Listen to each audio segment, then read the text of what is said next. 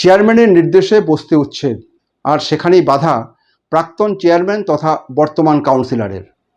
বস্তি উচ্ছেদকে কেন্দ্র করে আরামবাগে তৃণমূলের গোষ্ঠীকন্দল আবারও প্রকাশ্যে।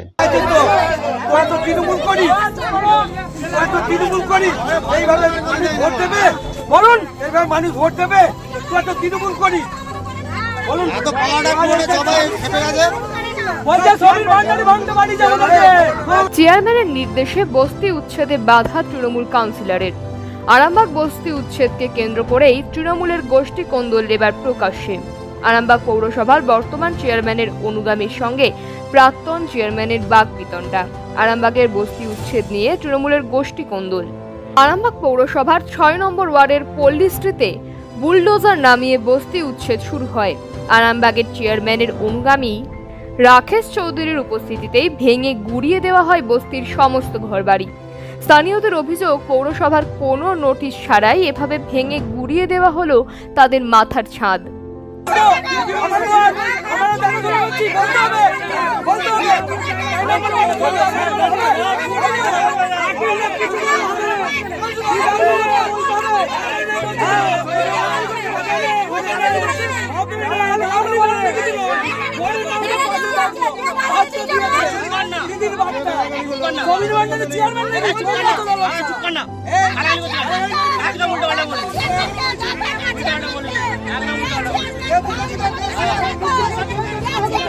পালিয়ে যাবো বলবো,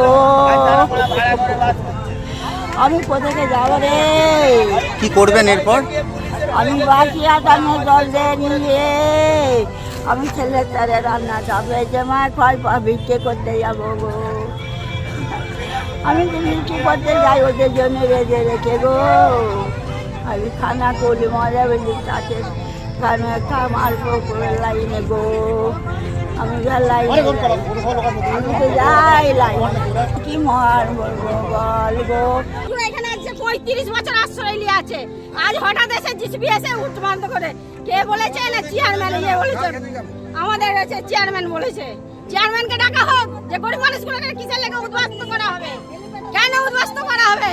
হ্যাঁ, হেলিপ্যাড তো অনেক দূরের জায়গায় রয়েছে, ওনারা অনেক দূরে রয়েছে, বাঁধ দপ্তরের জায়গায় রয়েছে। বাঁধ দপ্তরের কিছু দরকার হলে তবে তো বাঁধ দপ্তর ভাঙবে। বলুন আপনারা, গরিব মানুষরা কোথায় যাবে? ওই বাড়িতে জলে ছড়ি ছড়ি পড়ছে, 1 কোমর করে জল। ওরা এখানে আশ্রয় নিয়ে যাচ্ছে, কেন হঠাৎ এসে জিসিবি এসে ভেঙে দেবে? নিজের ওয়ার্ডে এমন খবর পেতে ঘটনাস্থলে ছুটে আসে ৬ নম্বর ওয়ার্ডের কাউন্সিলর তথা প্রাক্তন চেয়ারম্যান স্বপন নন্দী। সে সময় বর্তমান চেয়ারম্যানের অনুগামীদের সাথে বাকবিতণ্ডায় জড়িয়ে পড়েন পৌরপিতা। বিষয়টা হচ্ছে, এটা পিডব্লিউডির জায়গা। ওই নিচে যে গর্তে থাকতো, বন্যার সময় এরা ওপরে উঠে পিডব্লিউডিকে বলে ওরা এখানে বসবাস করত। এখন জোর করে কিছু কিছু সমাজবিরোধী এসে এটাকে ভাঙছে। এটা নিয়ে আমরা তদন্ত করে দেখছি যে কারা করছে। এটা নিয়ে আমরা পুলিশ প্রশাসনকে বলেছি, এইটিওকেও জানানো হয়েছে। আর একটা গরিব 80 বছর বয়স মহিলা, তার ভাতের হাঁড়ি ফেলে দেওয়া, এটা মমতা ব্যানার্জি এ ধরনের কোনোদিন কোনো নির্দেশ দেয়নি, অভিষেক বন্দ্যোপাধ্যায় নির্দেশ দেয়নি।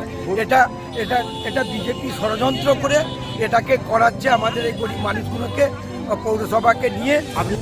পৌরসভার বর্তমান চেয়ারম্যানের দাবি, বস্তির যতটুকু জায়গা ভাঙা হয়েছে সেই জায়গাটি হেলিপ্যাডের জায়গা। পৌরসভার উন্নয়নের স্বার্থে এই উচ্ছেদ প্রক্রিয়া চালাতেই হবে।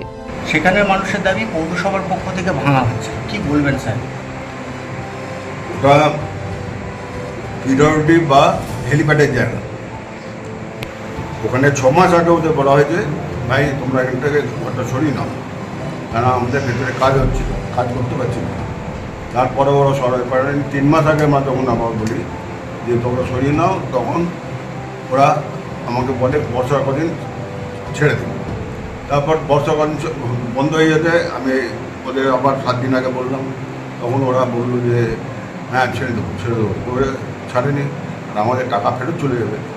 সেই টাইমে আমরা ওটা ভাঙতে বাধ্য হই।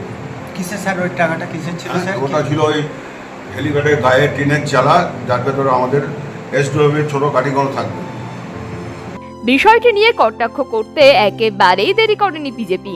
বিজেপি নেতা সুশান্ত বেরা বলে, পৌরসভা চালাচ্ছে তৃণমূল, বস্তি উচ্ছেদ করছে তৃণমূল, সেখানে বিজেপির ভূমিকা কি?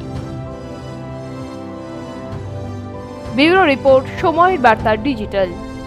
সময় বার্তা ডিজিটালের এই প্রতিবেদন আপনাদের কেমন লাগছে অবশ্যই কমেন্ট করুন এবং পাশাপাশি ইউটিউবে সাবস্ক্রাইব এবং ফেসবুকে ফলো করতে অবশ্যই ভুলবেন না।